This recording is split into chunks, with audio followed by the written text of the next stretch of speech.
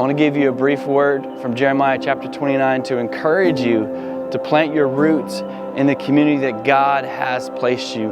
And the Lord gives Jeremiah a message to the people of Israel, a people who have been captured, who are living in captivity, who have been conquered by the Babylonians, have been taken from their homeland, and now they're living in exile. And they are in a hopeless situation, feeling forsaken by God. But the prophet Jeremiah gives a profound message of encouragement, how they are to conduct themselves in the community they reside. And the prophet Jeremiah tells Israel, settle down, build and plant, build houses, plant your gardens, plant your roots, eat what you produce, marry, be fruitful and multiply and increase.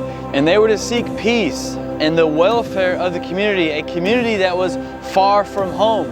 And they were to be good and faithful witnesses in enemy territory. And they were to pray for the city to prosper, not for the city's downfall.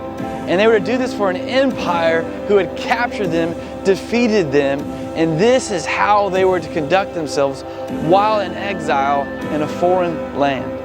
Jeremiah tells them to continue to be faithful witnesses for 70 years. And then after that, the Lord would bring restoration. And that's a pretty bold prophetic claim from Jeremiah, that the Lord was going to bring them home in 70 years, which actually did come to fruition. And so the Lord is basically saying, I have a plan, I have a future, and a hope for Israel. But that doesn't mean it was going to be this easy, prosperous life. They're living in a distant land with suffering.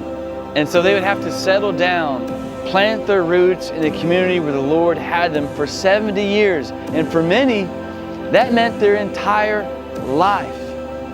But their future and their hope was that the Lord was coming back. He was going to bring them back to their home. And this 70 years in exile would prove their obedience and their devotion to the Lord. And fast forward to the present, to today, God the Father has a plan for us, and His name is Jesus Christ, who came and paid it all and gave us new life. And then He ascended into heaven to be united with the Father, but He's coming back to take His sheep home as He promised. But Christ doesn't promise us this easy, prosperous, and suffer-free life. But He does promise us eternal future and eternal hope for those who confess Him as Lord and those who put their faith in Him and walk with Him. We are just sojourners passing through in this life, for our true home is in the kingdom of heaven. So whether the Lord has you in this community for a season, for 70 years, or until God calls you home, settle down. Build. Plant your roots where God has you. Be fruitful and multiply. Be good and faithful witnesses to the community.